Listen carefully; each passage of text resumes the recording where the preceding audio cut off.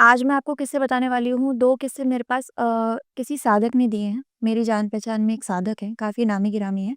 तो उनसे मेरी बात हुई थी, उन्होंने 2 इंसिडेंट मेरे साथ शेयर करे थे और एक इंसिडेंट मैं आपको बताने वाली हूँ, वो मुझे मेरे सब्सक्राइबर ने भेजा था। ठीक है। तो जैसे कि मैंने आपको बताया कि एक साधक हैं, नाम डिस्क्लोज़ नहीं करते, तो वो काफ़ी ज़्यादा बहुत ज़्यादा उनकी पहुँच है और काली माँ के बहुत बड़े साधक हैं। तो उनके पास कुछ ऐसी सिद्धियाँ हैं जो एज़ कम्पेयर टू बाकी लोगों से ज़्यादा है। तो कुछ ऐसे केसेस भी उनके पास आते हैं जो बाकी के लोग सॉल्व नहीं कर पाते। तो अभी फ़िलहाल में 1-2 महीने पहले मेरी उनसे बात हुई थी। उन्होंने एक किस्सा मेरे साथ शेयर किया था जो कि उत्तर प्रदेश का ही था। वहाँ पे एक हवेली थी। तो एग्ज़ैक्ट लोकेशन क्या है वो मैं डिस्क्लोज़ नहीं करूँगी, थोड़ा कंट्रोवर्शियल हो जाएगा। तो वहाँ पे एक हवेली है और वो काफ़ी ज़्यादा पहुँचे हुए लोग थे। 16-17 लोगों का एक परिवार रहता था। उनका उन्होंने किस्सा मेरे साथ शेयर किया था। तो था क्या कि वहाँ पे एक वो फैमिली में ना जॉइंट फैमिली थी वो बेसिकली। तो उनके दादा-दादी, उनके 3 लड़के, उनकी बहुएँ और उनके बच्चे, इस तरीके से था। तो काफ़ी साल हो गए थे वो लोग वहीं पे रहते थे। अब हुआ क्या कि क्योंकि उनके बच्चों के भी बच्चे हो गए थे और गाँव में उतनी ज़्यादा एजुकेशन की फैसिलिटी नहीं थी। तो उन्होंने सोचा कि ठीक है, अब हम एक काम करते हैं, शहर शिफ्ट हो जाते हैं। शहर में जाके हमें थोड़ा अच्छा एजुकेशन का बच्चों के लिए स्कोप मिल जाएगा। तो इन्होंने क्या किया, अब इतनी बड़ी हवेली है तो उसको छोड़ भी नहीं सकते। तो इन्होंने सोचा कि हम एक काम करते हैं, शहर में शिफ्ट हो जाते हैं। साइड बाय साइड हवेली के लिए भी हम कुछ देख लेंगे कि हवेली की भी देख-रेख होती रहे या केयर टेकर रख लेंगे। तो ये लोग क्या करते हैं, मुंबई शिफ्ट हो जाते हैं। अब मुंबई तो शिफ्ट हो जाते हैं, अब इनके दिमाग में यही था कि हवेली का क्या करना है। तब जो दादा-दादी हैं वो बोलते हैं कि हवेली यूज़ में आती रहेगी तो हम एक काम करते हैं, हम जितने भी वहाँ के जो ज़मींदार वगैरह जितने भी लोग हैं उनको बोलते हैं कि आपका कोई भी फंक्शन होगा, शादी-ब्याह कुछ भी ऐसा बड़ा फंक्शन होगा, तो आप हमारी हवेली ले सकते हो, मतलब आप हमारी हवेली में करते रहना। तो इसके हिसाब से उनकी हवेली भी यूज़ होती रहेगी, ये सब चीज़ें ऐसी रही। तो इन्होंने ऐसी खबर वहाँ पे पहुँचा दी। तो अब वहाँ पे क्या हुआ, स्टार्ट होनी शुरू हो गई, जितने भी लोगों की शादी-ब्याह इस तरीके की चीज़ें होती थी, वहाँ पे उन्होंने करनी शुरू कर दी। अब देखते हैं कि कुछ टाइम बीतता है, 4-5 महीने बीतते हैं, लोग आए दिन कोई ना कोई किसी की शादी हो रही है, कभी किसी के अलग-अलग सेलिब्रेशंस हो रहे हैं, बच्चों के सेलिब्रेशंस हो रहे हैं। अब उनके पास एक न्यूज़ पहुँचती है कि अभी जो रिसेंटली शादी हुई थी, वहाँ हवेली में जिसका फंक्शन था, जो मेन ऑर्गेनाइज़र था, सिलेंडर फटा था और वो जो मेन ऑर्गेनाइज़र था, वो ऑन द स्पॉट मर गया था। इनको ये न्यूज़ पता चली। तो इन्होंने क्या किया, वही उसको जो सहानुभूति वगैरह और थोड़ा बहुत अपनी तरफ से कंपनसेशन भी दे दिया था कि हमारी प्रॉपर्टी में ऐसा हुआ है, तो ऐसा-ऐसा करा। अब क्या हुआ, इन्होंने वो चीज़ जारी होती गई, ठीक है? तो अब क्या हुआ, जैसे ही कुछ टाइम बीता, 1-2 महीने और बीते, अब वहाँ पे उन्होंने नोटिस किया कि जो भी मेन लोग होते थे, जिनका भी जो मेन ऑर्गेनाइज़ करवाते थे, उनके साथ हादसे होते थे, बाकी के लोगों को कुछ नहीं होता था। तो एक बार ऐसा इंसिडेंट, जो साधक थे उन्होंने मेरे को ये भी बताया था कि एक इंसान वहाँ पे और था जिसकी इलेक्ट्रिक शॉक से मौत हो गई थी। ये सिलेंडर वाले केस के बाद हुआ। बाद में हुआ था और हो सिर्फ़ उन्हीं के साथ रहा था जो कि मेन ओनर्स थे, जो कि वहाँ पे ऑर्गेनाइज़ करवाते थे। और कुछ टाइम ऐसा भी होता था कि जैसे किसी के साथ जैसे डेथ नहीं हुई तो किसी का एक्सीडेंट हो गया। वहाँ से फंक्शन खत्म करते वक़्त जैसे वो वापस लौट रहे थे तब एक्सीडेंट हो गया। तो ये चीज़ें जो हो रही थी ये सिर्फ़ मेन लोगों के साथ हो रही थी। अब इन्हें पता चलती है और इन्हें कहीं न कहीं ये चीज़ अजीब भी लगती है कि बाकी लोगों को कुछ नहीं होता और सिर्फ़ इन्हें होता है। तो साधक ने भी जब ये बात सुनी थी, इनको भी थोड़ा अजीब-सा लगा था। तो अब क्या हुआ था कि जो चीज़ें इधर हो रही थी, कुछ न कुछ इसके जो इम्पैक्ट्स थे वो इनकी फैमिली पे भी पड़ने लग गए मुंबई थे, में। मुंबई में। हुआ क्या कि जो इनका जो बड़ा बेटा था और उसकी जो बेटी थी, वो 6-7 साल की रही होगी लगभग। इसकी बेटी की ना धीरे-धीरे तबीयत खराब होती चली गई। तब इसकी बेटी, जो साधक बताए थे ना, उन्होंने मेरे को बाकायदा फ़ोटो दिखाए थे। तो वो लड़की के ना हाथ-पैरों पे ना वो इतना ज़ोर से काटती थी, उसके बाकायदा मेरे को उन्होंने फ़ोटो शेयर करे थे। अपने आप को बहुत ज़ोर-ज़ोर से उसने काटना शुरू कर दिया, उसकी पूरी बॉडी पे उसके काटने के निशान थे। अच्छा, वो खुद ही काटती खुद थी। ही काटती थी और बहुत एग्रेसिव तरीके से काटती थी अपने आप को। तो शुरू में तो किसी को समझ नहीं आता था, शुरू में ये डॉक्टर्स को दिखाते थे, क्योंकि वो शहर के डॉक्टर्स थे, तो डॉक्टर्स ये कहते थे कि हो सकता है बच्चे को आप ज़्यादा स्क्रीन दे रहे हो या बच्चे को आप ज़्यादा शुगर दे रहे हो। ये चीज़ें हो सकती है जो बच्चे को अंदर से स्पाइक करती हैं और बच्चा ओवर ये सब चीज़ें कर रहा है। ऐसे-ऐसे करा, 2-3 महीने बच्ची को उन्होंने अपने ट्रीटमेंट्स पे रखा, दवाई देना, थोड़ा ज़्यादा सुलाना, बट कोई फ़र्क नहीं पड़ा था। एक चीज़ और बताई थी साधक ने ये कि जैसे ही वो बच्ची रात को उठती थी ना, तो वो अपने बालों को नोचती थी और मैं आपको फ़ोटो शेयर करूँगी। वो फ़ोटो में ऐसा है कि उस बच्ची के सर पे किसी-किसी जगह पे बाल नहीं है। वो अपने बालों को नोचती थी, पूरा जड़ से खींच लेती थी। इतना तेज? हाँ, इतना तेज़। तो मैं आपको इसकी फ़ोटो शेयर कर दूँगी बाद में। तो उसके सर पे ना बहुत सारी जगह पे बाल नहीं थे, वो अपने आप को खींचती थी। एक चीज़ उसके साथ और शुरू हो गई थी, घर में जितने कीड़े-मकोड़े थे, जैसे अगर उसे कहीं कॉकरोच दिख गया या उसे कहीं चूहा दिख गया, तो वो उनको पकड़ लेती थी और मतलब खाने की कोशिश करती थी। अब ये सब जब चीज़ें हो रही थी, तब उसके दादा-दादी कहीं न कहीं ये चीज़ समझ रहे थे कि ये वाली चीज़ें भी नॉर्मल नहीं है। इसके साथ ही साथ उसके पापा की भी धीरे-धीरे करके तबीयत खराब होती गई। अब वहाँ पे जितने भी जो शादी-ब्याह, अब क्योंकि इतने ज़्यादा वहाँ पे लोग आते नहीं थे, क्योंकि सबको पता चल गया था कि कुछ ना कुछ इनके साथ चीज़ें होती जा रही हैं। तो इन्होंने क्या करा कि कुछ टाइम के लिए तो बुकिंग्स बंद कर दिया था कि आप एक काम करो, अभी कुछ मत करो। लेकिन एक फैमिली और थी, उसने इनसे हाथ-पैर जोड़े थे कि हमारे पास इतना पैसा तो नहीं है, तो आप अपनी जगह दे दो हमें। तो इन्होंने वहाँ पे शादी ऑर्गेनाइज़ करवाई थी।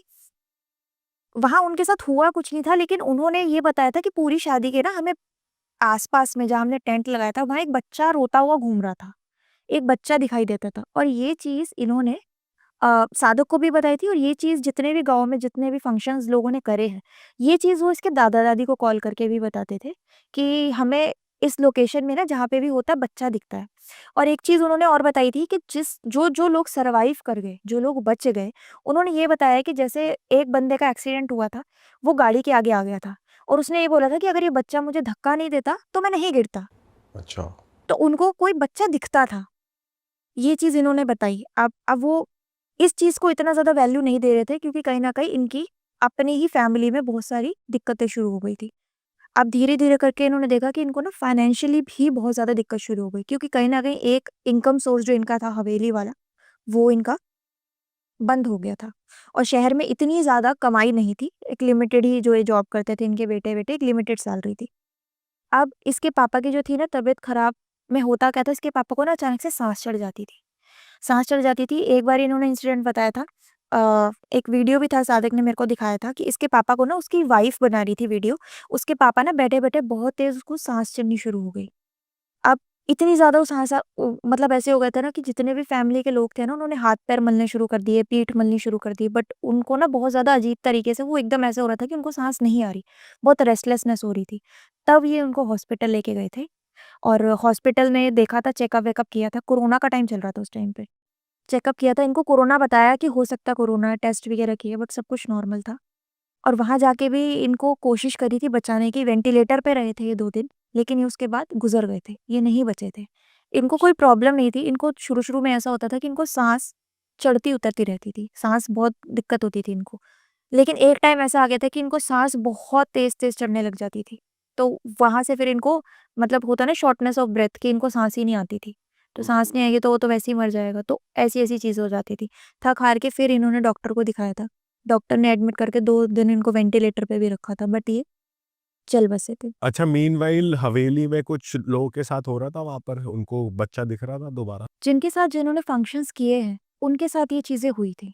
मतलब जिन-जिन के भी वहाँ पे फंक्शंस हो रखे हैं, उनका ये सेम चीज़ था कि उनको वहाँ पे कोई बच्चा दिखता था, ऐसा था।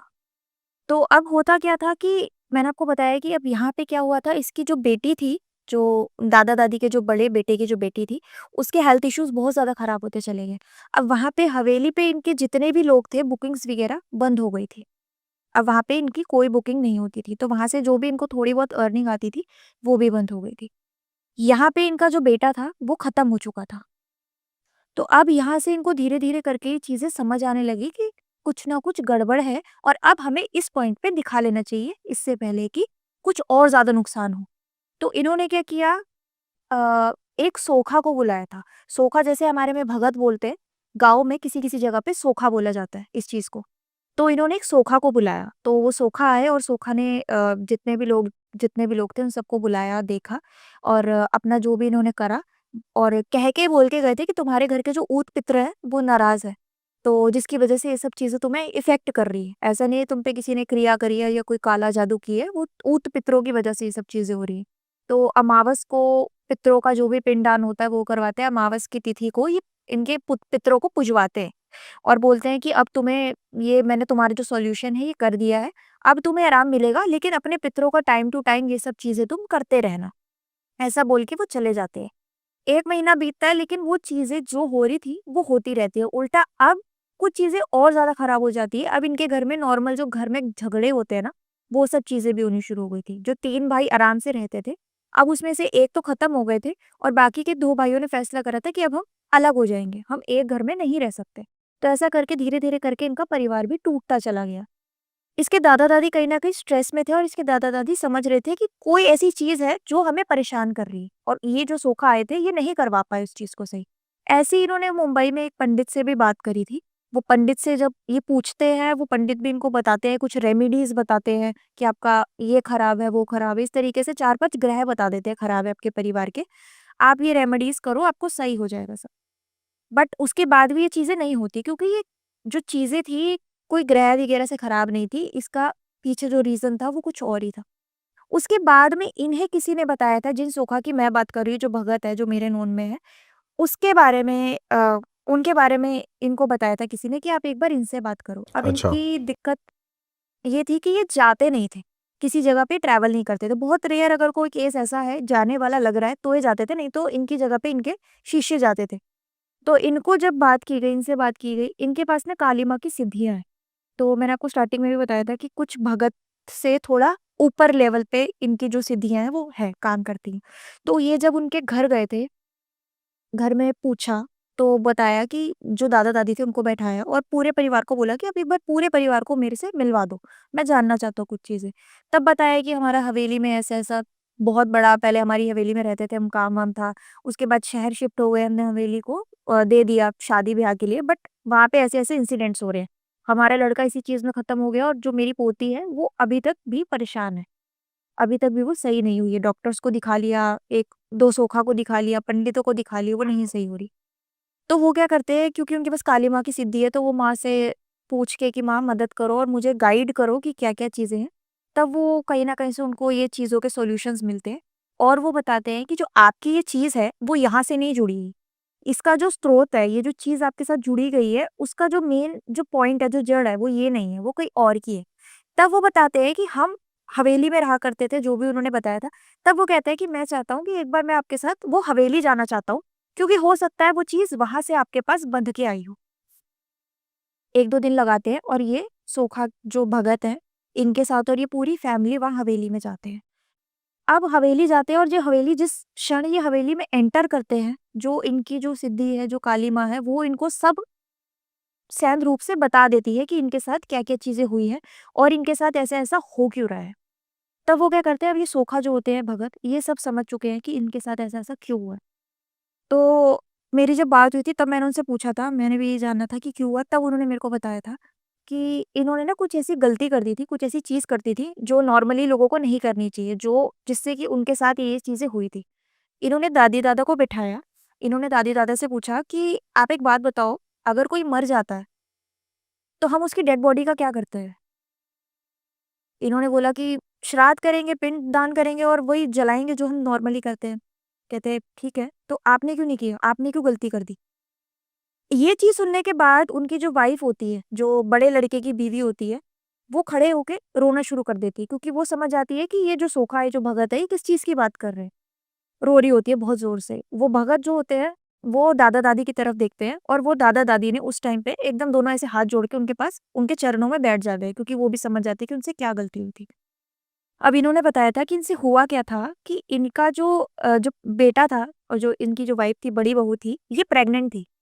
तो ये कुछ 7 मंथ्स प्रेग्नेंट रही होगी। इनका जो बच्चा था ना, वो खराब हो गया था। डॉक्टर ने बोला था आपको बच्चा अबॉर्ट करना पड़ेगा। क्योंकि परिवार का पहला चिराग था, बड़े बेटे का पहला बच्चा था। लड़का-लड़की वो मैटर नहीं करता, पहला बच्चा था। तो इन्होंने बोला कि आप एक काम करो, डॉक्टर से रिक्वेस्ट करी थी कि आप एक काम करो, वो डेड बॉडी ना हमें दे दो, हम उसे घर लेके जाएँगे और अंतिम संस्कार हम अपने तरीके से करना चाहेंगे, क्योंकि हमारे वंश का पहला बच्चा था ये। डॉक्टर्स ने ठीक है रिक्वेस्ट करने पे वो डेड बॉडी जो थी बच्चे की, 7 महीने का बच्चा था, वो इनको दे दी थी।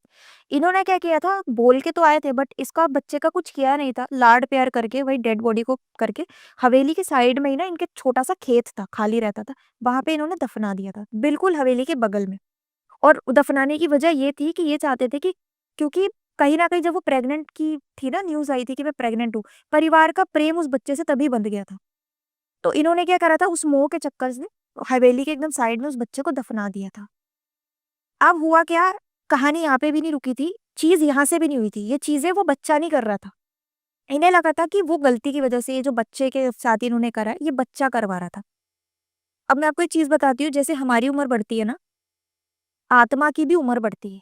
उस आत्मा को कोई श्राद्ध नहीं किया गया था, कोई क्रियाक्रम नहीं किया गया था, तो वो अभी उसी योनि में थी। उसकी भी उम्र बढ़ रही थी। हुआ क्या, तब इन्होंने बताया था कि इसकी जो दादी थी, उनकी जो जेठानी थी, इनका बहुत साल पुराना एक प्रॉपर्टी कॉन्फ्लिक्ट था उस हवेली को लेके। जिसके बाद हवेली इन्हीं के हिस्से में आई थी। जिसकी वजह से वो जो जेठानी थी, वो थोड़ा मतलब बहुत ज़्यादा चिढ़ के उन्होंने ये बोला था कि मैं तुम्हारा पूरा का पूरा वंश खत्म कर दूँगी। और वो तंत्र विद्या करती थी और श्मशान क्रियाएँ करवाया करती थी। और गाँव में ये बात सबको पता थी। वो क्या करती थी, घर के थोड़ा दूर, हवेली से थोड़ा दूर इनके वहाँ पे एक झील थी। घर से वो साधक बताते हैं कि आस-पास के लोग भी ये बताते हैं, बिल्कुल सच्ची बात है, कि वो औरत रात को नग्न अवस्था में घर से, हवेली से उस नदी के पास जाती थी और वहाँ बैठकर क्रियाएँ करा करती थी। और और ये चीज़ सबको पता थी उस गाँव में, जिसकी वजह से वो उससे बात नहीं करते थे। और वो औरत कहाँ रहती थी किसी को नहीं पता था, क्योंकि वो गाँव छोड़ चुकी थी। गाँव वालों ने मना कर दिया था कि आप नहीं रह सकते हो, इसी वजह से उनके खुद के परिवार वालों ने भी इनसे रिश्ता तोड़ दिया था। उस औरत ने इसकी बहू का जो बच्चा है, वो खराब करवाया था। साधना करवाई थी कि इसकी जो बेटी का वंश है, वो आगे ना बढ़े, और उसी ने इसके लड़के को मरवाया था। और उसने क्या करवाया था, रात में जब इसको खबर पता चली कि इन्होंने बच्चा गाड़ दिया है, कुछ दिन के बाद इसने वो डेड बॉडी को निकाली थी और कुछ क्रियाएँ करवाई थी, काली क्रियाएँ करवाई थी, जिसकी मदद से वो बच्चे की आत्मा के साथ इसने 2 प्रेत की आत्मा जोड़ दी थी। तो करता ये बच्चा था, लेकिन वो 2 प्रेत करवा रहे थे इससे। अच्छा। ऐसा था। तो वो जो लोग बताते थे कि बच्चा दिखता है, तो वो इस बच्चे की आत्मा थी। बाद में तो जो सोखा थे, उन्होंने उस बच्चे को शांति वगैरह सब चीज़ दिलवाई थी, उसका पिंडदान करवाया था बाकायदा, कि बच्चे को मुक्ति मिल जाए। प्रेत वगैरह को तो वो बाद में देख लेंगे। तो बच्चे की सबसे पहले मुक्ति के लिए पूजा-वूजा करी गई। पूरा हवेली को चारों तरफ से कीला गया। कीला गया इन अ सेंस कि कोई भी ऐसी भूत प्रेत, कोई भी ऐसी बाधा है, तो इनको इफ़ेक्ट ना करे। और यही वजह थी कि कहीं न कहीं वो चीज़ इनके साथ हार्म कर रही थी, इनका फाइनेंशियली बहुत लॉस होना, इनका परिवार अलग हो जाना, ये सब चीज़ें ऐसी-ऐसी हुई। ये सब चीज़ें इनके साथ होनी शुरू हो और गई। हवेली के अंदर कुछ दबा रखा था उन्होंने, ऐसा कुछ हवेली के मिला अंदर उनको? कुछ नहीं कुछ था, भी नहीं? हवेली के साइड में इन्होंने जो डेड बॉडी दबा रखी थी ना बच्चे की मुँह में आके, वो डेड बॉडी का उसने यूज़ कर लिया था। आपने कभी सुना होगा कि जैसे हमारी फैमिलीज़ में भी आपने सुना होगा कि जब कोई डेड बॉडी होती है और मर जाती है, और जब हम उनको जला के आते हैं, तो कोशिश करते हैं, आजकल तो श्मशान वाले भी ऐसा करते हैं कि पूरी डेड बॉडी को दिखा देते हैं कि पूरी जल गई थी। और कपाल क्रिया भी की जाती है कि सर पे एक लाठी मारी जाती है ना? और बाकायदा जब फूल चुगने जाते हैं ना, फूल चुगने का मतलब जब हड्डियों अस्थियाँ लेने जाते हैं, तो एक आत्माराम होता है, हमारे अंदर होता है बॉडी के। वो आत्माराम भी बाकायदा दिखाया जाता है कि ये आत्माराम है, क्योंकि क्रिया के लिए या तो आपके पास बॉडी होनी चाहिए, या आपके पास आत्मा होना चाहिए, और या फिर आपके पास वो मुंड होना चाहिए, जो सर होना चाहिए। और 7 महीने का बच्चा था, और 7 महीने का बच्चा पूरा बन चुका था, जिसके उसके हेड को यूज़ करके उसने ये सारी तंत्र क्रियाएँ की थी। तो एक तरीके से वो शमशान क्रिया, तंत्र क्रिया, ये सारी चीज़ों में बहुत सालों से थी। तो वहाँ से वो गलती हो गई थी। अगर ये उस बच्चे को अच्छे से विसर्जित कर देते, या इसका कुछ भी कर देते, जलवा देते या डॉक्टर पे ही छोड़ देते, तो भी ये सब चीज़ें इफ़ेक्ट नहीं करती। तो फिर उन्होंने सॉल्यूशन कैसे करा? उन्होंने ये करा कि बच्चे की आत्मा को उन्होंने शांति मुक्ति दिलवा दी। बाद में जो 2 छोड़ रखे थे, प्रेत बंधन कर दिए, क्योंकि काली माँ के साधक है, तो वो सब चीज़ें करना इनके लिए बाएँ हाथ का खेल था। और पूरे हवेली को इन्होंने कील दिया था, कोनों-कोनों में कील कर दिया था, और अपने कुछ मंत्र से वहाँ पे 1-2 जगह पे धागे बाँध दिए थे काली माँ के मंत्र करके, कि अब आपकी जो हवेली है वो प्रोटेक्शन में है, तो आपको अब डरने की ज़रूरत नहीं है, क्योंकि कोई बाहर की जो कोई भी अला-बला आएगी, वो चीज़ नहीं करनी थी। और एक चीज़ और थी, जो पितृ जो इनका पहले जो इन्होंने पंडित को बुलाया था और सूखा को बुलाया था, उन्होंने इनको कुछ पितरों की रेमेडी भी बताई थी। तो जिससे अब ये हुआ था कि इन्होंने अपने धीरे-धीरे करके पितृ भी स्ट्रॉन्ग कर लिए थे, जो इनके पूर्वज थे। तो अब इनसे ये केस कि अगर फ्यूचर में इनके पास कुछ चीज़ आती, तो इनके पितृ इनके लिए आगे खड़े रहेंगे। तो ये चीज़ अभी भी है। मैंने उनसे पूछा भी था, जो सोखा थे, उन्होंने बताया था, जो भगत है, उन्होंने मेरे को फ़ोटो वीडियोज़ दिखाए थे, तो मेरे को भी पहले तो बिलीव नहीं हुआ था, क्योंकि आज के टाइम पे भी ऐसी चीज़ें होती है कि नहीं होती। बट उन्होंने मेरे को दिखाया था कि लड़की के पूरे हाथ पे ना बड़े-बड़े दाँतों के निशान थे, बाल नोचे हुए थे, और सबसे शॉकिंग ये था कि वो कीड़े-मकोड़े पकड़ के खाना शुरू कर देना, मतलब कहीं न कहीं उसके सेंसेस पूरे-पूरे खराब होते चले गए थे लड़की के। अब ठीक है, बट ये चीज़ें काफ़ी उनको इफ़ेक्ट करी थी। और तंत्र हट चुका है पूरी तरीके तंत्र से हट अभी चुका है। का? एक और चीज़ मैं इसमें बताना भूल गई कि वो जो लड़की जब उसके बाल खींचती थी ना, वो अपने घरवालों को एक चीज़ बताती थी, ये मुझे मार रहा है। वो इस तरीके से बोलती थी और मारता कौन था? वो बच्चे की आत्मा ही होती थी जो इसे परेशान करती थी। इसके बाल-वाल नोचना, खींचना और इसको इतना ज़्यादा तंग करती थी ना, जैसे बहुत कस के पकड़ती थी। इसको ऐसे लगता था कि मेरे को किसी ने बहुत कस के पकड़ा है। छोटी थी, छुड़ा नहीं पाती थी, इसीलिए काटती थी खुद को। अच्छा, ओके। ऐसा होता था। तो इसीलिए वो अपने आप को काटती थी। हाथ पकड़ लिया, पैर पकड़ लिया, वो आत्मा, बच्चे की आत्मा इसको पकड़ती थी। तो जब अपने आप को नहीं छुड़ा पाती थी, ज़ोर-ज़ोर से काटती थी कि मुझे छुड़ा तो दे कम से कम। और उनका क्या हुआ जो लेडी तंत्र करती थी? वो तो ख़ैर गाँव में नहीं रहती, वो कहाँ है नहीं पता किसी को। सिर्फ़ अपने परिवार से बदला लेने के लिए आई थी वो। गाँव वालों ने उनको उसको निकाल दिया था। गाँव वालों को पता थी ये चीज़ करती है, तो गाँव वालों ने उसको निकाल दिया था। यही वजह थी कि इनका प्रॉपर्टी का भी जो कॉन्फ्लिक्ट हुआ था, इसको अपने साथ नहीं रखना चाहते थे। हस्बैंड उनके मर चुके थे, जो इनके जेठ थे, दादी के जो जेठ थे, वो मर चुके थे। तो ये क्रिया-व्रिया करती थी, तो मना कर दिया था कि नहीं रख सकते, फैमिली पे ये सब चीज़ें आएँगी। तो ऐसा हुआ था उनके साथ। ओके, इंटरेस्टिंग है यार। ये पहली बार सुना है कि वो भी खा रहे हैं, कॉकरोच उठा के खाने की कोशिश कर रहे हैं, चूहे खा रहे हैं यार, हद हो गई। ये सेंसेस में ऐसा होता है कि अगर आपने देखा होगा, मैं आपको बताती हूँ, बालाजी मेहंदीपुर बालाजी के बारे में अगर आपने सुना होगा ना, तो वहाँ पे भी कहते हैं ये 1-2 चीज़ें मेरे साथ मैंने खुद अपनी आँखों से देखी है, मैं जाती रहती हूँ मेहंदीपुर बालाजी। वहाँ पे भी ना प्रसाद वगैरह पड़ा होता है, तो चूहे वगैरह बहुत सारे होते हैं, घूम रहे होते हैं।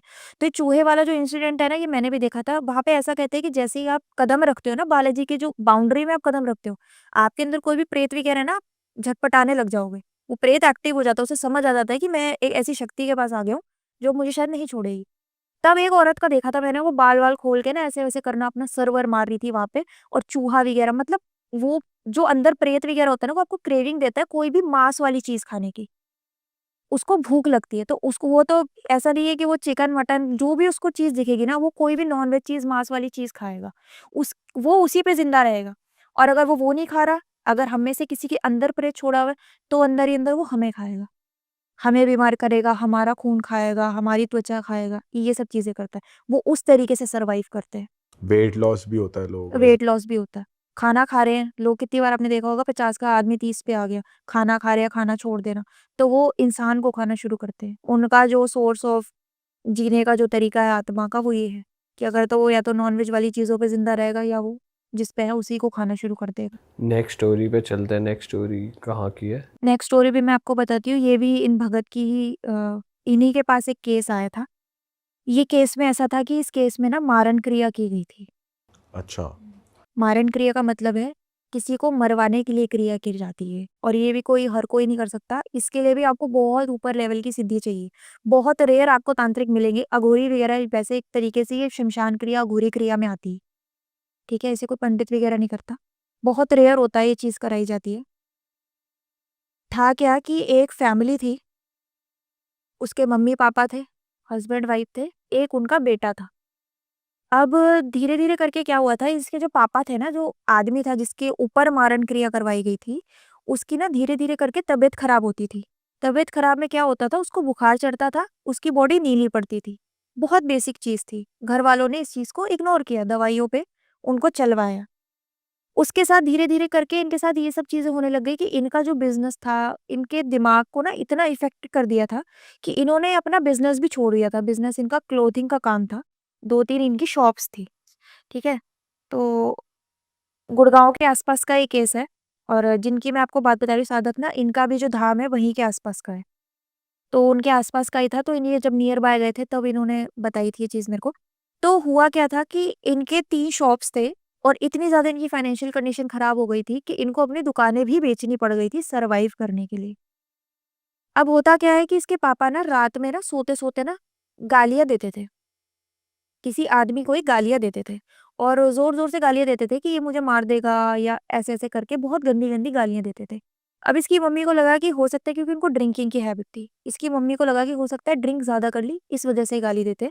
तो फैमिली मेंबर्स जो थे वो इग्नोर करते थे और जो इनका लड़का था वो भी इग्नोर करता था। अब ये चीज़ दिन में भी शुरू हो गई थी। टीवी देख रहे हैं, अचानक से टीवी देखते-देखते इनके दिमाग में पता नहीं क्या आया, खड़े होते थे और ज़ोर-ज़ोर से गालियाँ देनी शुरू कर देते। अब ये गाली देते किसे थे वो नहीं पता किसी को, बट ये गालियाँ देते थे। आस-पड़ोस के लोग भी कितनी बार इकट्ठे हो जाते थे और यही बोलते थे कि आप अपने घर में से आपके बहुत गाली आ रही है, कंट्रोल करो। तो इसकी मम्मी भी पूछती थी कि क्या हुआ आपको? कैसे-कैसे आप मतलब इस तरीके से क्या दिक्कत है? कुछ है तो बताओ ये वो। लेकिन इसके पापा कुछ नहीं बताते थे। हाँ। अब इनके मैंने आपको जो बताया कि जो कंडीशन खराब हुई थी ना इनको कहीं न कहीं से डिप्रेशन भी था। इनको लगता था कि हो सकता है कि डिप्रेशन की वज़ह से ये सब चीज़ें कर रहे हैं क्योंकि इनकी दुकानें बिक गई थी। अब हुआ क्या कि इसके पापा थे ना जो इन्होंने खाना भी छोड़ दिया था। होता क्या था कि ये ना खड़े होके ये बोलते थे अपने फैमिली वालों को, अपनी बीवी को और अपने लड़के को कि वो मुझे मार देगा। किसी के बारे में बताते थे। अब घर वाले सोचते थे कि यार किसके बारे में बता रहे हैं, क्या हुआ है? लेकिन अब जैसे-जैसे इनकी बीवी ने इनका पैटर्न नोट करना शुरू किया ना कि अभी खाना भी नहीं खा रहे हैं, अभी ऐसी-ऐसी चीज़ें कर रहे हैं, तो इसकी बीवी को थोड़ा अजीब लगना शुरू हुआ। तो सोखा ने बताया था, जो भगत है उन्होंने बताया था कि इन्होंने ना जो इनके मंदिर वगैरह जहाँ पे डेली पूजा करते थे, सही होने से पहले, ये डेली हनुमान चालीसा भी पढ़ते थे। इन्होंने क्या किया था वो मंदिर भी उठा के फेंक दिया था।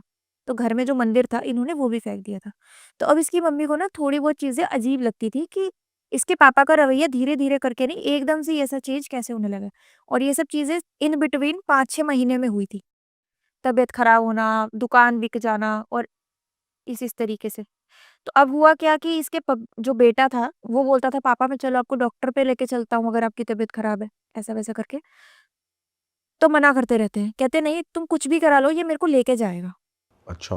लेके जाएगा। अब होता क्या है कि अगर मारण क्रिया कराई जाएगी ना, वो आपको इफ़ेक्ट कैसे करेगी, आपकी हेल्थ पे इफ़ेक्ट करेगी। या कोई भी ऐसी चीज़ करवा देगी जिससे कि ना आप खुद ही परेशान होके अंदर ही अंदर मरने शुरू हो जाओ। वो आपको कुछ ऐसे साइन्स नहीं दिखाएगी कि आपके मतलब कुछ कानों से खून आ रहा है या उल्टियाँ हो रही है खून की, इस तरीके के साइन्स नहीं होते। वो ये होता है आपको फाइनेंशियल ट्रबल देगी। अगर आपका कोई हेल्थ इश्यू है उसको इतना बढ़ा देगी कि डॉक्टर भी उसको सही नहीं कर पा रहा। आपको फाइनेंशियली भी तोड़ देगी, आपको इमोशनली भी तोड़ देगी और दिमाग से इंसान टूट जाएगा, तो वो वैसे ही खत्म हो जाता है। तो ये सब चीज़ें ऐसे-ऐसे होती गई। तो इनका बेटा भी बोलता था मैं डॉक्टर को दिखा रहा हूँ। तो डॉक्टर फिर ये पापा यही बोलते थे कि तुम कितना भी कर लो, वो मेरे को लेके जाएगा। तो ये इस तरीके से अपने आप को रोकते थे। अब हुआ क्या एक दिन की बात है, रात का टाइम था लाइक 2 ढाई बजे की बात है। इसके पापा ने क्या किया जैसे ही ये लड़के को ना आवाज़ आई कि इसके पापा उठे हैं। तो इसके पापा को देखता है कि वो बाथरूम के बाहर बैठे होते हैं और ना डरे चुप करके बैठे होते हैं और रो रहे होते हैं। अब इसने अपने पापा को कभी रोते हुए नहीं देखा होता। अभी अपने पापा के पास जाता है और अपने पापा से पूछता है कि क्या बात हो गई पापा क्यों रो रहे हो? इसको भी थोड़ा अजीब लगता है और ये मम्मी को उठाता है। तब वो ये बोलते हैं कि मेरे को वो दिखता है। अब कौन दिखता है, क्या दिखता है वो नहीं बताते थे। इनको खुद को भी नहीं पता था शायद। वो ये बोलते थे बार-बार ये मेरे को दिखता है या ये मेरे को ले जाएगा या मेरे को मार देगा, ऐसा करता है। तो इसकी मम्मी ने कितनी बार कोशिश करी कि पंडित को दिखा दूँ, किसी को ऐसे दिखा दूँ बट ये किसी के पास नहीं जाते थे। तो हुआ क्या उसके 1-2 महीने के बाद इसके पापा की डेथ हो जाती है। इसके पापा एक्सपायर हो जाते हैं। अब जब ये एक्सपायर हो जाते हैं इसके पापा क्योंकि इकलौता लड़का होता है तो शमशान वगैरह जाता है, जो भी इनकी क्रियाएँ वगैरह होती हैं, जलाना, बॉडी को अग्नि देना, वो सब कर देता है और कहते हैं 14 दिन तक आत्मा घर में घूमती है। तो इसको ना ऐसे फ़ील होता था कि इसके पापा इससे बात करना चाह रहे हैं। उनकी डेथ का रीज़न बताया था कि कैसे मरते हैं वो? उसकी डेथ का रीज़न ये था उसके पापा की कि वो पड़े-पड़े ही उनको घरवालों को ये लगा कि उनको हार्ट अटैक आया है, एक ओके। तरीके से क्योंकि वो पड़े-पड़े ही चले गए थे। हाँ, सुबह 6-7 बजे का टाइम था, उनकी वाइफ़ ने बताया था कि इन्होंने मेरे से चाय माँगी थी। मैं चाय बना के लाई थी, इतनी देर में मैंने देखा कि ये सोए हुए हैं और ये उठे नहीं। उसके बाद इन्होंने अपने बेटे को बताया था कि पापा तुम्हारे नहीं उठे।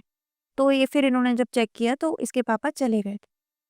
तो इनको तो ये लगा कि हो सकता है अटैक वगैरह आया हो और ऐसे ही चले गए वो। तब फिर क्या हुआ जब इन्होंने कहते 14 दिन के लिए आत्मा रहती है घर पे, घूमती है और जो अग्नि देता है, उससे कनेक्ट करने की कोशिश करती है। तो इन्होंने क्या करा इसका जो लड़का था ये अपनी मम्मी को बताता था, "मम्मी मेरे को ना पापा दिखते हैं और मेरे से कुछ बताना चाह रहे हैं। मेरे सपने में आते हैं पापा ज़ोर-ज़ोर से रोते हैं।" इसकी मम्मी को ये लगा कि जब तक कहते हैं पिंडदान वगैरह ना हो जाए तब तक आत्मा ना मुक्त नहीं होती। इसकी मम्मी ने ये बोला कि बेटा अभी हम जाएँगे 14-15 दिन के बाद हरिद्वार जाएँगे। अस्थि विसर्जन वगैरह जब एक बार डन हो जाएगा तब आपको ये सब चीज़ें नहीं दिखेंगी। उसके बाद आपके पापा जा चुके होंगे। बट उसके बाद भी ना इसको ये सब चीज़ें होने लगी। जब सब कुछ हो गया 1-2 महीने के बाद इसके पापा इसके सपने में आते थे और इसके पापा इसके सपने में आके ये बोलते थे कि वो मेरे को ले गया, मैं तुम्हें पहले बोलता था वो मेरे को लेके चला गया। ऐसा ऐसा होता था। अब ये अपने पापा को अपने उसको बताता था, मम्मी को बताता था कि मम्मी पापा आते हैं सपने में और ये बोलते हैं कि मैं तुम्हें पहले भी बोलता था, ये मेरे को लेके चला गया। तब वो एक सोखा से बात करती हैं, वो भगत से बात करती है जिनका आपको मैंने बताया। तो उनको बुलाती है घर पे और ये बोलती है कि मैं अपने पति को तो नहीं बचा पाई, मेरे पति को पता नहीं क्या हुआ था। तब वो चेक करते हैं अपनी हर चीज़ जो भी वो देखते हैं, उसके बाद वो बताते हैं कि तुम्हारे पति पे मारण क्रिया हुई थी। मारण क्रिया का मतलब कि किसी ने इनको मरवाने के लिए क्रिया करवाई थी। क्योंकि कोई नहीं चाहता था कि जो तुम्हारा फैमिली है, अच्छी हेल्दी-वेल्दी फैमिली है, वो शायद जलन के मारे करवाई थी, लेकिन मारने के लिए करवाई थी और वो क्रिया सिद्ध हो चुकी है अब। तो उसका तो कोई कुछ नहीं कर सकता, अब तो वो जा चुके हैं या तो उन्होंने बताया कैसे कराई, कैसे हो पाई? कैसे हो पाई उन्होंने नहीं बताया। ये एक्चुअली कुछ जो सोखा होते हैं, तांत्रिक या ये सब चीज़ें होती है ना, कुछ लोग वचनबद्ध होते हैं। अच्छा। कुछ साधकों में ऐसा होता है कि वचनबद्ध होते हैं, वो नाम नहीं बता सकते। तो वो नाम नहीं बताया, उन्होंने कहा था लेकिन ये चीज़ तुम्हें खुद वो बताएँगे आगे। तुम उनसे हाथ जोड़ के ये चीज़ पूछना। जब भी तुम्हारे बेटे को सपने में देखे, अपने बेटे को बोलना हाथ जोड़ के ये चीज़ उनसे पूछेगा, तुम्हें पता चल जाएगी। ऐसे ही होता है, 1-2 दिन के बाद उसके पापा सपने में फिर आते हैं, व्हाइट कुर्ता-पजामा पहन के आते हैं और ये बोलते हैं कि मैंने तुम्हें कहा था कि वो मुझे ले गया। तब वो लड़का वही सपने में इनसे बात कर रहा है कि कौन लेके चला गया, आपने तब भी नहीं बताया जब आप ज़िंदा थे। बहुत ज़्यादा रो रहा होता है वो सपने में। और मतलब ऐसे लगता है उसको कि रियल में ही बात हो रही है, बट सपने में वो अपने पापा से बात कर रहा है और पूछता है कि पापा कौन है? किससे बोल रहे हो आप? कौन लेके चला गया? तब वो अपने पीछे से ऐसे हाथ निकालते हैं और एक आदमी निकलता है जो कि सफ़ेद कुर्ते-पजामे में ही होता है। वो होते हैं इसकी बुआ के हस्बैंड, इसके फूफा जी। ओके। तो सेम जैसे सफ़ेद कपड़े पहन रखे होते हैं इसने, इसके पापा ने, सफ़ेद कपड़ों में वो भी होते हैं और उनको देखता है और उसके बाद इसके पापा गायब हो जाते हैं। अब ये बताता है अपने पापा को कि ऐसा-ऐसा करके अपनी मम्मी को मम्मी को। बताता है कि ऐसा-ऐसा करके मम्मी मैंने पूछा और मेरे को फूफा जी दिखे। उसकी मम्मी कुछ नहीं बोलती, सीधा उन भगत को फ़ोन करती है और उनको बताती है कि गुरुजी ऐसा-ऐसा करके ये सब चीज़ें हैं। तो गुरुजी बोलते हैं कोई बात नहीं, वक़्त लो, तुम्हें अपने आप दिख जाएगा। वो कुछ नहीं बताते क्योंकि वो वचनबद्ध होते हैं, वो नहीं बता सकते। तो वो बोलते हैं कि आप वक़्त लो, आपको अपने आप दिख जाएगा क्योंकि मेरा तो वैसे भी इस केस में काम है नहीं। तो उन्होंने ये नहीं बोला कि किसी और फैमिली मेंबर पे खतरा नहीं है, मतलब वो नहीं। सिर्फ उनके ऊपर ही था? हाँ, उनके ऊपर ही था। अब उन्होंने कुछ नहीं बोला, इस चीज़ के लिए भी कुछ नहीं बोला और उन्होंने ये बोला कि अब क्योंकि मारण क्रिया सिद्ध हो गई है, आपके हस्बैंड जा चुके हैं, तो मेरा कोई इसमें काम नहीं है और मैं खुद से थोड़ी ना आऊँगा कि किसी और पे तंत्र करवाऊँ और ना ही ये किसी और पे करवाना चाहते थे, साफ सीधी-सी बात। तो जब ये बताते हैं और उसके बाद में पता चलता है कि 1 से डेढ़ महीने के अंदर ना, जो आदमी जो इसको फूफा जी इसके पापा के साथ दिखे थे, वो भी अजीब तरीके से इसी अटैक के तरीके से एक्सपायर हो जाते हैं, इसके अच्छा। पापा।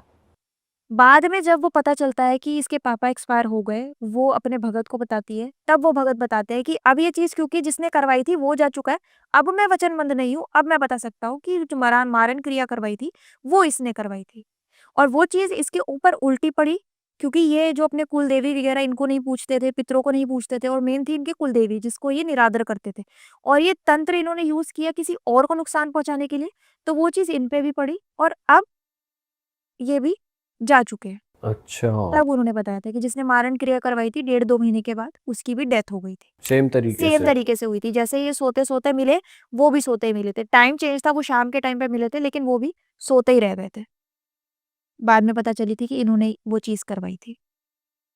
तो उल्टा बदला ही ले लिया अब, जिसने भी बदला ले छोड़ा लिया था। क्यों, वो जो आत्मा थी वो कहीं न कहीं जो इसके पापा थे जब ज़िंदा थे, वो तब भी बताते थे बट वो शायद जानते नहीं थे। होता है ना हमारे ऊपर कौन है, क्या है, हम आम इंसान तो नहीं देख पाता। या तो तब अगर ये सोखा से बात करते, तब मेबी हो सकता है वो इन्हें बता देता। तब भी नहीं गया, अब जब वो खत्म हो गए तब इन्होंने पूछा और वचनबंध के कारण वो बता नहीं पाए। ऐसा था। पर कुछ ऐसी चीजें हैं जिससे जैसे किसी इंसान के ऊपर हो रखी है तो पता लग पाए कि भाई यही चीज है या कुछ और है? देखो मारण क्रिया वैसे 100 भी नहीं बोलूँगी मैं, लाख में से 1 इंसान के ऊपर होती है अगर किसी ने करवाई हो तो, और वो भी बहुत सिद्ध तांत्रिक होते हैं। आज के टाइम पे लोग नहीं करते।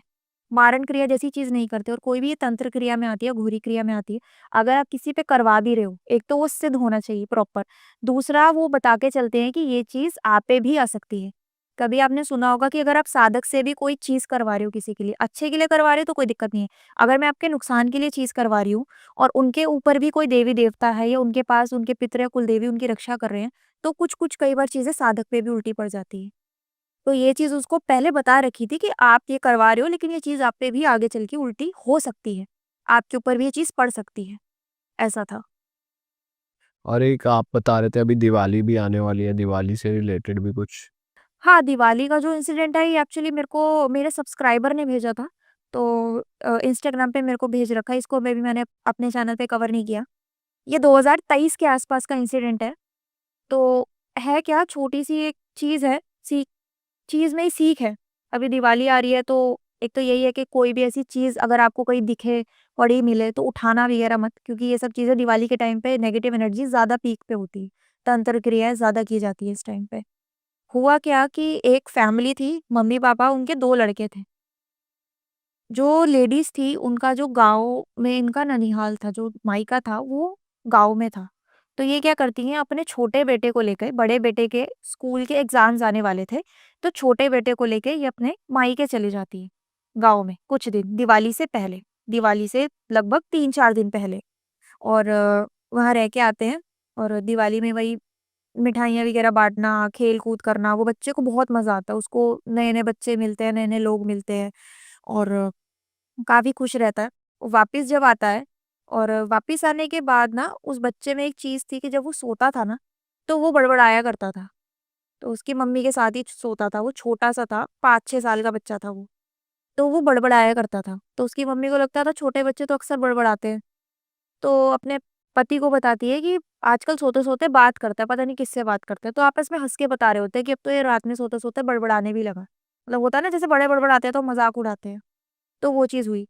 तो उसके पापा सोचते थे कि हो सकता है कि कहीं फ़ोन-वोन देखता है, ज़्यादा चलाता है, टीवी वगैरह ज़्यादा चलाता है, इस वजह से। ऐसी एक रात हो रहा था, इसकी मम्मी अपनी गोदी में उसको सुला रखी होती है और वो बड़बड़ा रहा होता है। तो कहती है कि मैं सुनती हूँ बोल क्या रहा है। तो जैसे उसकी मम्मी उसके पास कान लेके जाती है ना, वो कहता है कि मैं जल रहा हूँ, मेरे को जलन हो रही है, मेरे ऊपर पानी डाल दो। वो ये बोलता है और ये बोलता ही जाता है कि मेरे को जलन हो रही है, बहुत जलन हो रही है, मेरे ऊपर पानी डाल दो प्लीज़, मैं जल रहा हूँ। इसी तरीके से बोलता ही जाता है। अब वो डर जाती है क्योंकि मदर है, उसका बच्चा इस तरीके से बोल रहा है, उनको एक कहीं न कहीं घबराहट होने लग जाती है। वो अपने हस्बैंड को बताती है कि ये इस तरीके से बोल रहा है। अब हस्बैंड का दिमाग वहीं चलता है, हस्बैंड वही बोलते हैं कि हाँ, हो सकता है कि ये फ़ोन-वोन चला रहा है, कुछ देख लिया होगा बच्चे ने या कहीं सुन लिया होगा किसी से, कोई गेम-वेम देख ली होगी, उसकी चीज़ बोल रहा है। कल सुबह उठेगा पूछेंगे इससे। ऐसे करके बच्चा अगले दिन उठता है, कोई डिस्कस नहीं करते हैं, कोई बात नहीं करते। होता क्या है कि वो बच्चा की ना धीरे-धीरे करके ना अजीबो-गरीब चीज़ें शुरू हो जाती हैं। अब वो करता क्या था ना, वो लोगों के घर जैसे शाम को खेलने जाया करता था ना, लोगों का दरवाज़ा पीटता था और दरवाज़ा पीट के बोलता था, मेरे ऊपर पानी डाल दो, मेरे को जलन हो रही है। अच्छा। और ये करता था वो। आस-पड़ोस के 1-2 घरों में वो जाता था। उन घरों की जितनी भी लेडीज़ थी, वो इसकी मम्मी के पास आई और उन्होंने बताया कि आपका जो बेटा है, वो ऐसे-ऐसे करता है, हमारा दरवाज़ा आए दिन बजाता है और बोलता है कि मेरे ऊपर पानी डाल दो, मेरे को जलन हो रही है। अब ये चीज़ इसकी मम्मी को कहीं न कहीं सीरियस लग गई थी। इसकी मम्मी ने क्या करा, इसके पापा को बताया कि जो ये रात में बड़बड़ाता था, अब ये लोगों के घर जाके भी कर रहा है। तो अब कुछ गड़बड़ है, तो हमें इसे दिखाना चाहिए। तो वो पंडित के पास लेके जाते हैं, वहीं पे उनके वहाँ पे एक मंदिर होता है, पंडित के पास लेके जाते हैं। पंडित झाड़ा लगा देता है उस बच्चे को और भेज देता है। वो कहता है इसकी नज़र वगैरह उतार देना, कुछ भी अला-बला होगी तो चले जाएगी। तो हुआ क्या कि ये चीज़ जो थी ना बच्चे की रिपिटिटिव, अब ये चीज़ शुरू हो गई। उसका यही था दिन भर का कि मेरे को पानी डाल दो, मैं जल रहा हूँ। और उस बच्चे ने ये करना शुरू कर दिया था कि घर में कोई भी पानी की बॉटल होती थी या कहीं भी पानी का आरो-वारो जो भी होता था ना, पानी की बॉटलें खोल-खोल के ना वो अपने ऊपर डालता रहता था। हुआ क्या कि इसकी मम्मी अब समझ रही थी कि कुछ ना गड़बड़ है। तो इसकी मम्मी ने इसके पापा से बात करी और बोला कि हमारा बेटा नहीं है सही, हमें दिखाना चाहिए। तब इन्होंने एक किसी ओझा को दिखाया था। वो ओझा आए थे और ओझा के पास भी काफ़ी सारी सिद्धियाँ थी। तो जैसे ही ओझा ने बोला ना, ओझा से इन्होंने फ़ोन पे बात करी थी। तो ओझा ने अपने शिष्यों को भेजा था कि तुम जाओ और देख के आओ इस बच्चे के साथ क्या-क्या हुआ है। तो ये बच्चा क्या करता था, जैसे ही उनके शिष्य आते थे, 1-2 बार इन्होंने अलग-अलग ओझा को बुलाया था। तो ये बच्चा ना उनको आने नहीं देता था अंदर। या तो ये अपने आप को लॉक कर लेता था या इसको पता चलता था कि कोई आ रहा है तो ये घर से भाग जाता था। नहीं मिलता था ये बच्चा। तो 2-3 बार ऐसा हुआ है कि जो लोग भी इसके चौखट पे आए हैं वो वहाँ से लौट गए हैं। फिर एक ओझा आए थे, वो जब आए थे ना, वो उनके पास काफ़ी सारी शक्तियाँ थी। वो भैरव बाबा को काफ़ी पूजते थे। भैरव बाबा को, और वो काफ़ी ज़्यादा मसान साधना करते थे। तो वो आए थे, उनके पास कुछ शक्तियाँ थी भैरव बाबा वगैरह और मसान वगैरह की। तो जैसे ही वो आए और इसने उनको देखा, तब ये खुद ही बैठ गया था और बैठ के हाथ जोड़ के रोने लगा था। ये समझ गया था कि ये मेरे सामने जो शक्ति खड़ी है, मेरे सामने जो चीज़ है, ये मेरे को लेके जाएगी और ये मेरे से लाखों गुना ज़्यादा ताकतवर है। तो मैं कुछ नहीं कर सकता, मेरे भागने-दौड़ने का कोई फ़ायदा नहीं है। तो वो शक्ति वहाँ पे वो जो बच्चा है वो वहाँ पे बैठ गया था और वो जो ओझा थे जो भैरव बाबा के भक्त थे, वो उन्होंने इसको बैठाया और वो भी सामने बैठे। इसने खुद बोलना शुरू कर दिया कि मुझे माफ़ करो, मैं चला जाऊँगा, ऐसा करके। तो इन्होंने जब अपना पूछना-पाछना शुरू किया तब बताया कि जब ये गाँव गया था ना, इसने मेरी चप्पल उठा ली थी। तो किसी ने गाँव में किसी चप्पल पे क्रिया करके चप्पलें रखी हुई थी, इस बच्चे ने खेलते-खेलते वो चप्पलें उठा ली थी। कहते हैं ना दिवाली के आस-पास में आपको बहुत सारी अट्रैक्टिव चीज़ें मिलती हैं, पैसे भी मिलते हैं लोगों को। चप्पल पे भी लोग कराते हैं क्रियाएं। चप्पलों पे भी कराते हैं, मिठाइयाँ वगैरह तो बहुत ज़्यादा, क्योंकि लोगों को पता चल चुका है कि मिठाइयाँ नहीं खानी, लेकिन नींबू और मिर्च वगैरह तो ये तो सुना है, हांडी रखी हुई है, ये भी सुना है नींबू, मैंने। मिर्च, हांडी, ये तो बहुत सारी बेसिक चीज़ें हैं जो सबको पता है। इसी से बचने के लिए लोगों ने अब नई-नई चीज़ें कराई हुई है। आपने देखा होगा कभी-कभी लोगों के कपड़े पड़े होते हैं, किसी का कुर्ता पड़ा मिल जाएगा, किसी की सलवार, कभी किसी की एक चप्पल मिलेगी, दूसरी चप्पल आपको पूरी रोड पे कहीं नहीं दिखाई देगी, एक ही चप्पल मिलेगी। तो ये चीज़ें भी अगर आप में से किसी ने देख रखी हो तो ऐसी-ऐसी चीज़ों पे भी करवाते हैं लोग। तो किसी ने अपना कुछ उतारा करके उस पे रखवा रखा था और जो चीज़ थी, जो प्रेत था, वो कौन था, उस गाँव में ही वहाँ ना गुड़ बना करता था। तो गुड़ कैसे बनता? गन्ने का रस बिल्कुल गरम उसमें करके, तो वहाँ पे जो आदमी बनाता था ना, वो जल के मर गया था। तो उसकी आत्मा वहाँ घूमती थी, तो वो अतृप्त आत्मा थी। तो जिस तांत्रिक ने भी ये सब चीज़ें करी थी या जिसने भी ये सब चीज़ें करी थी, तो उस आत्मा को बाँध के क्रिया करवानी थी और किसी और पे करवानी थी। बट बाय चांस इस बच्चे ने वो चप्पल उठा ली, जिसकी वजह से वो जो चीज़ थी, इसके ऊपर आ गई थी और ये जो बोलता था कि मेरे ऊपर पानी डाल दो, मैं जल रहा हूँ, ये आत्मा उसी आदमी की थी। आज भाई ने बताया कि मेरे साथ एक प्रॉब्लम थी पिछले 5-6 साल से जो मुझे भी नहीं पता था, तो भाई जो पर्सनल क्या था वो जरा उसके बारे में डिटेल में बात करते हैं। देखो, आपने ना सेकंड पॉडकास्ट में एक चीज़ ऑब्जर्व नहीं की थी। जब सेकंड पॉडकास्ट अपना चल रहा था, जो लाइट ब्लास्ट वाला सीन हुआ था ना, उसके बाद कुछ 57-58 मिनट पे लाइट ब्लिंक भी हुई थी पीछे। हाँ, कमेंट जिसका सेक्शन में आपने आया कहा भी था। और हाँ। कमेंट सेक्शन में भी आया था कि भाई अक्षय भाई के पीछे लाइट ब्लिंक हुई है। तो मुझे नहीं पता था वो जो गुड़गांव वाला इंसिडेंट हुआ था ना, उसके बाद काफ़ी टाइम तक मैं मतलब किसी से के कांटेक्ट में नहीं था। जैसे मैंने बताया था, वो बाबा का फ़ोन आया था कि ऐसे ऐसे मटका फोड़ा है। तो अभी कुछ टाइम पहले, 15-20 दिन पहले तो वो बाबा जी कनेक्शन में थे ही नहीं, वो काफ़ी टाइम से नहीं थे।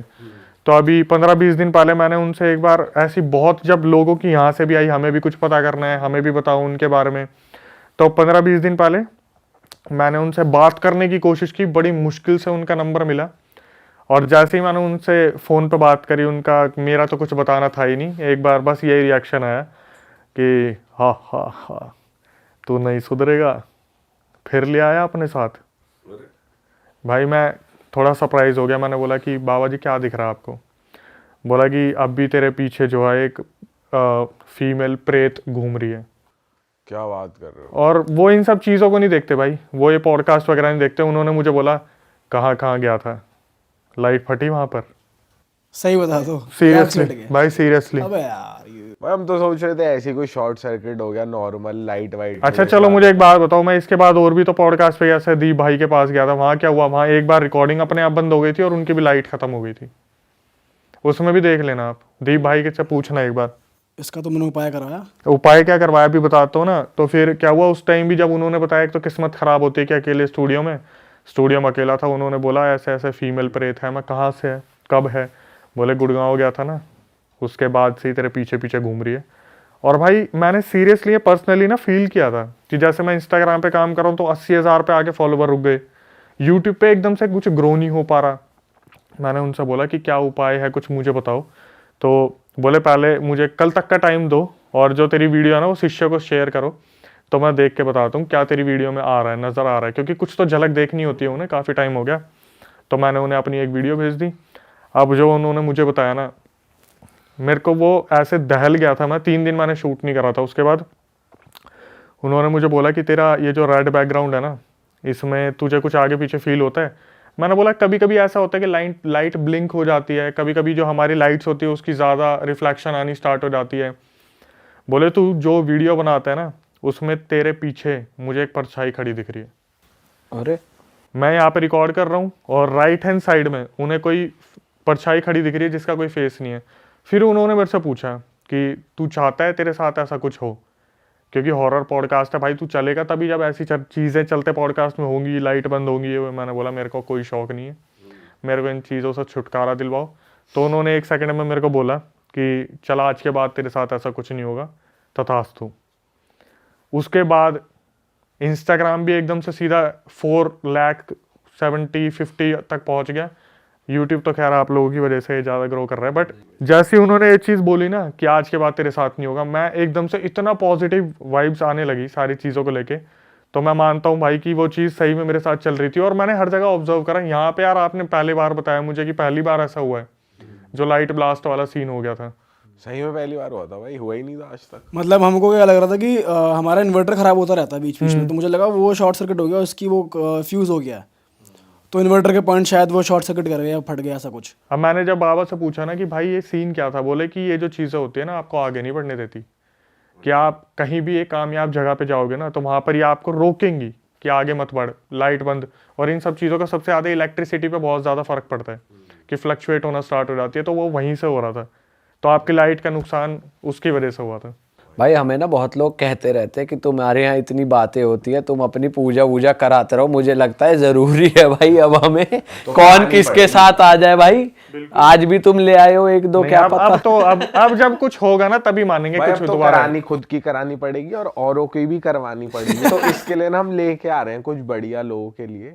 ये बहुत अच्छी बात है। अगर पॉजिटिव जगह जो रहती है वहां पर भाई पॉजिटिव चीजें होती रहेंगी तो और भी ज्यादा अच्छा है। उसमें बस ये हो कि ऑथेंटिक आपको पर्सन देंगे जो बाबा होते हैं, जैसे कि भाई ये चीज के एक्सपर्ट है, तो उस चीज में आपको हेल्प मिलेगी। तो ऐसा कुछ हम प्लान कर रहे हैं कि आप लोगों की मदद करें।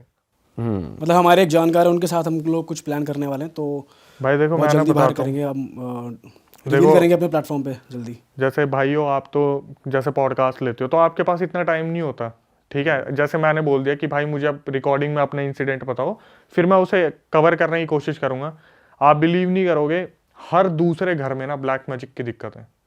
हर तीसरे घर में कोई ना कोई दिक्कत है जिसका समाधान कोई नहीं दे रहा। और जब समाधान लेने निकलते हैं ना तो लाखों रुपए वो वेस्ट कर देते हैं अपने। मैंने पहले ही बताया। तो आप लोग बोल रहे हो ना कि आपके पास ऐसा प्लेटफॉर्म बना रहे हो या कुछ ऐसा कर रहे हो, तो भाई सल्यूट है कि लोगों को सही लोगों तक बहुत जल्दी पहुंचने में मदद मिलेगी। मतलब जो हमारे फ्रेंड हैं वो कर रहे हैं ये चीज़, तो हम उसको प्रमोट करेंगे, उसको लोगों के सामने लेकर आएंगे ताकि लोगों की हेल्प हो जाए। हमारा मेन मोटिव है जो लोग इस चीज़ से गुजर रहे हैं भाई वो लोग ऑथेंटिक लोगों तक पहुंच जाए, वो फिर चीज़ें हट जाए उनकी लाइफ से। बिल्कुल। चलो उसके बारे में तो बाद में बात करेंगे ही भाई, अभी शुरू करते हैं। क्या लेकर आए हो आज हमारे लिए आप? मैंने अभी एक इंसिडेंट है मेरे पास जो मैंने आज तक कहीं पे नहीं बताया। ये भी मेरे साथ ही एक इंसिडेंट हुआ था, पहले मैं वो बताना चाहूँगा। पहले तो ये बताओ क्यों नहीं बताया था, क्योंकि कई लोग सोचते हैं भाई ये तो बना रहा है। नहीं, मैंने इसलिए नहीं बताया था क्योंकि ये मेरे बहुत घर के पास का था। तो मुझे लगा कि यार फैमिली वगैरह में डिस्प्यूट हो, कोई बीच में आ जाए कि तूने हमारी प्रॉपर्टी रिवील कर दी, इसलिए मैंने नहीं बताया था। वो तो अब भी हो अब सकता तो है। परमिशन क्या, मैंने अब तो पूरी बात कर ली थी कि भाई ऐसी कोई दिक्कत नहीं है। तो उन्होंने बोल दिया नहीं कोई दिक्कत नहीं है। पहले था अब आप उनसे पूछ के कर, ठीक है। तो ये बात है जब भाई मैं 12-13 साल का था ना, तो उस टाइम पे आपको पता है आपके टाइम पे भी होली का कितना क्रेज हुआ करता था। बाहर निकल के दोस्तों के साथ बहुत एंजॉय करते थे। तो 12-13 साल पहले क्या था, हम द्वारका में रहते हैं, तो हमारा घर बन रहा था, काफ़ी टाइम पुराना घर था। हमने सोचा न्यूली कंस्ट्रक्ट करवाते हैं इसे। तो हम द्वारका सेक्टर में मूव कर गए थे बहुत टाइम के लिए, मतलब लगे थे 6-7 महीने लग गए थे हमें। तो वहाँ पे जिस घर में हम रेंट पे रह रहे थे ना, उसमें क्या हुआ था, हम नॉर्मली रहते थे और जो वहाँ पर क्राउड बहुत ज़्यादा है, बच्चों का भी क्राउड बहुत ज़्यादा है। और उस टाइम पे होली को सेलिब्रेट भी उसी तरीके से किया जाता था। अब तो फार्म हाउस में लोग जा रहे हैं, ये सब कर रहे हैं। तो क्या हुआ वहाँ पर ना एकदम से हमारे वहाँ पे मतलब साइड वाले घर में जिसमें हम रहते थे उसके साइड वाले घर में कपल रहता था। जो फीमेल थी वो हिंदू थी और जो मेल था वो मुस्लिम था। अब वो बहुत ज़्यादा रिच फैमिली से नहीं थे, उनका परिवार जो था बहुत बेसिक फैमिली से था, लेकिन उनकी ना हमेशा आपस में लड़ाई हुआ करती थी। हमारे घर के साइड में थे जिसमें हम रेंट पे रहते थे। अब लड़ाई किस बात को लेके होती थी, जो हस्बैंड था मुस्लिम वो पीता बहुत था, और वो पी के आता था शाम को अपनी दिहाड़ी वगैरह जो भी लाता था, और हम बच्चे वहाँ पहुँच जाते थे। वो उसका खुद का जो बच्चा था वो दादा दादी के पास पल रहा था, तो वो हमें बहुत प्यार करता था। हम जितने भी मोहल्ले के बच्चे थे, वो क्या करता था, कुछ खाओगे कुछ खाओगे, हम बोल देते थे हाँ ये OS खिला दो, जो उस टाइम पे आया करते थे छोटे छोटे स्नैक्स, वो खिला दो वो खिला दो। तो उसके क्या होता था, वो ना इतना प्यार करते थे, वो जैसे अगर 250 रुपये कमाए तो 100 रुपये की पी ली, 50-60 का हमें कुछ खिला दिया, घर पे जब कुछ जा रहे हैं तो फिर जब कोई फेस्टिवल आ रहा है उसके लिए मिठाइयों के लिए पैसे नहीं हुआ करते थे। इनकी इस बात पे डिस्प्यूट होती थी, हम छोटे थे हमें पता नहीं था। क्रिकेट खेलते थे, उनके घर में बॉल चली जाया करती थी तो गेट खोल दे करते थे, बहुत नॉर्मल चल रहा था सब कुछ।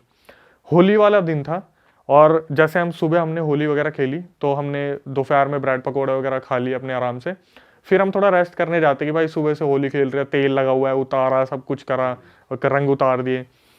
क्या हुआ, हमें मेरे को ना मतलब साइड वाले घर से चिल्लाने की आवाज़ें आने लगी। एकदम से हाहाकार सा मच गया। मैं नींद में था, मेरी नींद एकदम से खुली तो मैं बाहर की तरफ भागा देखने के लिए। मुझे लगा बच्चे फिर होली खेल रहे हैं और साला बुलाया नहीं हमें। तो भाई साइड वाले घर में क्या हुआ, वो मियाँ बीवी जो थे ना वो आपस में लड़ रहे थे। हमारे जाने पे हमें जो दिखा वो आप सुनोगे, थोड़ा शौक हो जाओगे। जब मैं साइड वाले घर में गया, मैंने देखा वो जो फीमेल थी ना वो 90% जल चुकी थी। क्या बात कर रहे हो? और वहां पे जो चौतरे होते हैं ना पुराने वाले, जो गोबर के लेप के बनते हैं, वो चौतरा था और वो फीमेल जो थी 90% जल चुकी थी और हमारे सामने ना ऐसे लिपट रही थी गोबर में, मतलब उस लेप में कि मुझे बचा लो, मुझे बचा लो। जल रही है वो बुरी तरीके से। उसका जो पति था वो वहां से जा चुका था। अब हमने ये जो इंसिडेंट था ना सामने सामने देख लिया। हमारी फैमिली चाहती नहीं थी ऐसा हो।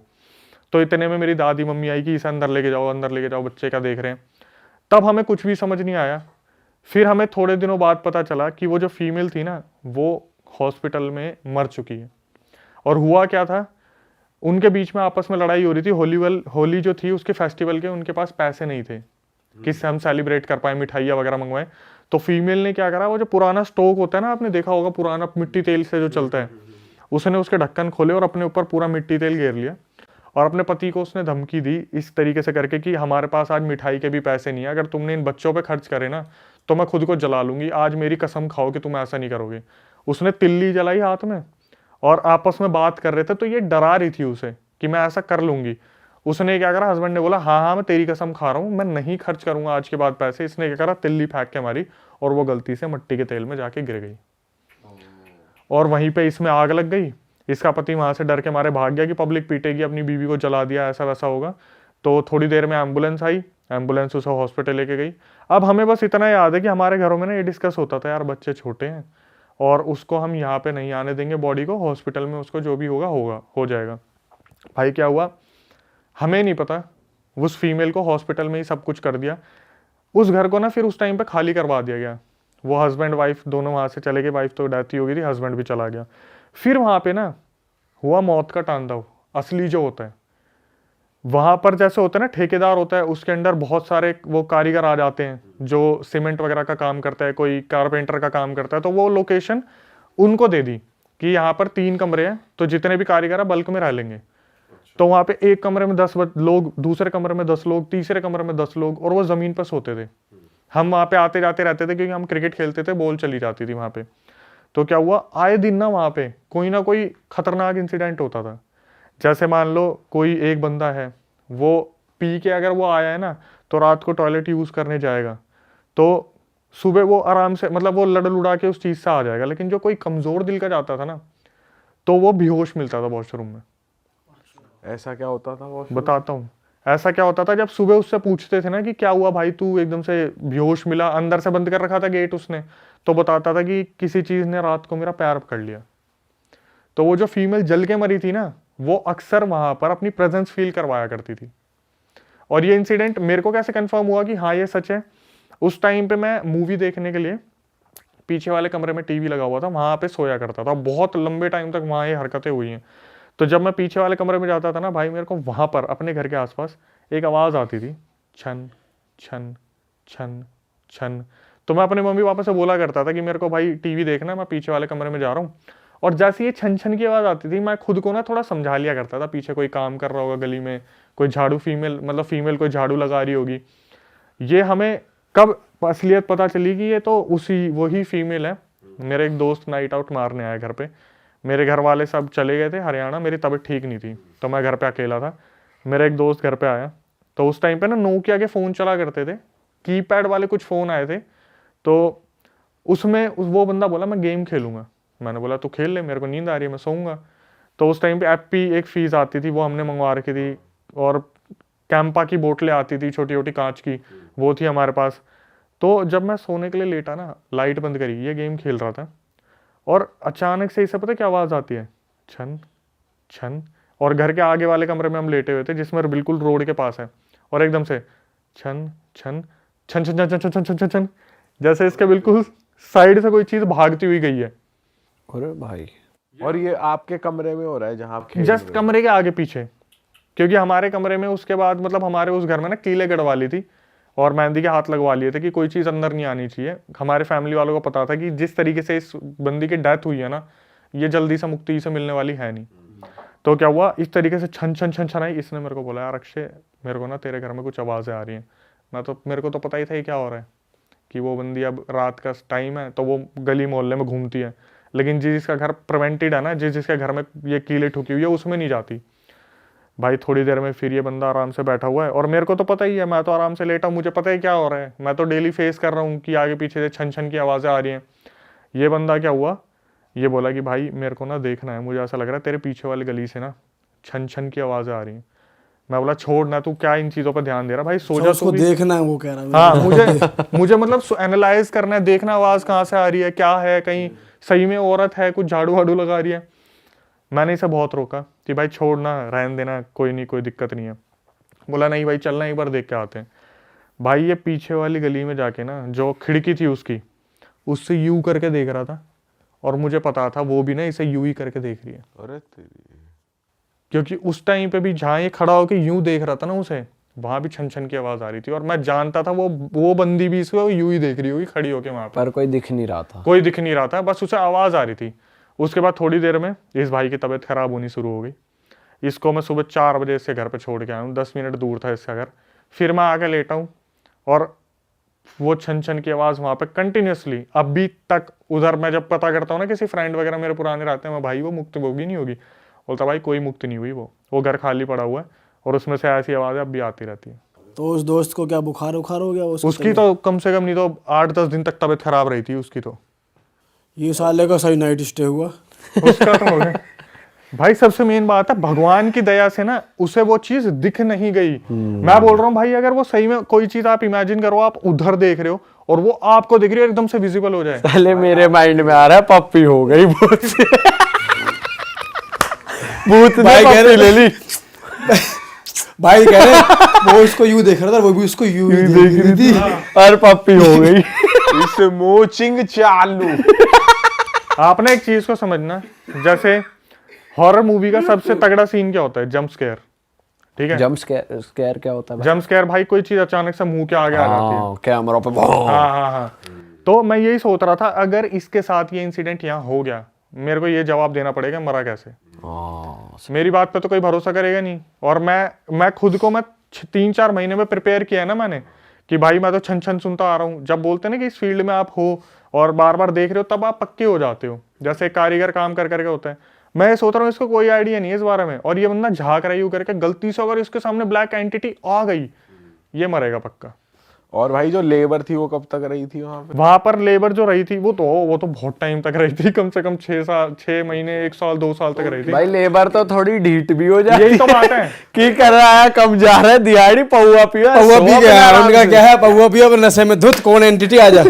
हाँ, वो डरते कहाँ है ज्यादा भाई इसलिए तो एंटिटी भी बाहर घूम रही है, अंदर लेबर उसे परेशान करती होगी, चल बाहर को। देखो एक चीज को समझो भाई, आज मेरे पास कुछ करने को नहीं है ना, और मुझे अपने घर पे पैसे भेजने हैं, तो मैं भूत प्रेत के बीच में भी सोऊंगा। तो लेबर की तो भाई मजबूरी है ना, कि उनको तो सोना ही सोना है। अब जब उन्हें पता है, उसमें एक इंसिडेंट तो ऐसा हुआ था, मैं बताना भूल गया। उसमें क्या हुआ था, जिसने पूरे मोहल्ले को परेशान कर दिया था। 2 लड़के आए थे, उसमें दोनों भाई थे और बहुत गरीब फैमिली से थे। तो एक वॉशरूम था, और एक बोलते हैं ना नहाने का और फ्रेश होने का अलग होता है, तो 2 बनाए हुए थे। उसमें दोनों भाइयों की किस्मत इतनी बुरी है, नए नए आए थे वो, तो एक ने बोला चल तू नहा ले, मैं इतने फ्रेश हो लेता हूँ। दोनों एक साथ घुसे वो, ठीक है, दोनों एक साथ घुसे थे। बीच में उनके एक गेट था। इस गेट को भाई बहुत देर तक ना वो खुला नहीं। जो बंदे वहां पे रह रहे थे आसपास, वो बंदे उस घर में रह रहे थे, उन्होंने बहुत देर तक तो वेट करा कि दोनों भाई ये गए हुए अंदर, और काफी टाइम से गेट खुला नहीं है। पता है मेरा दिमाग कहाँ चल रहा होगा। कह रहे वो दोनों नहाने घुसे, और उनके बीच में एक गेट था। अरे पहले ना भाई पार्टीशन गेट में तो ऐसे गेट होता है भाई, ये कैसा गेट? भाई साइकिल खोलने वाला। साइकिल यूं खुल रही है। अच्छा अच्छा तो वो क्या हुआ था, दोनों भाइयों के मतलब पार्टीशन, उसमें गेट इस हिसाब से बनाया हुआ था कि दोनों मतलब जो बंदे हैं ना अंदर, उधर एक ही बारी में सफाई कर ले, इधर से इधर तक बार बार ना आना पड़े, क्योंकि वो कच्चे लेप का बना हुआ था। और कच्चे लेप में पैर रखते हैं ना आप तो बहुत फिसलन हो जाती है, आपको पता होगा, गीले पैर रखो तो कच्चे लेप पे फिसलन होती है। तो 2-3 बार गिरे थे लोग। तो उनके बीच में गेट था, वॉशरूम और उसके जो फ्रेश होने वाला था। दोनों भाई साथ में घुसे थे और क्या हुआ, काफी टाइम तक ना जो बाहर बैठे बंदे थे उन्होंने वेट करा उनका। जब उनके दरवाजे खोले गए तो दोनों भाई अंदर थे और दोनों भाई किस हालत में मिले थे, दोनों भाई वहां पे बेहोश पड़े थे। एक के दांत निकाल दिए थे और दूसरे ने नाखून निकाल दिए थे। अरे दोनों के, एक के मुंह से ब्लड बह रहा था और एक के नेल से बह रहा था।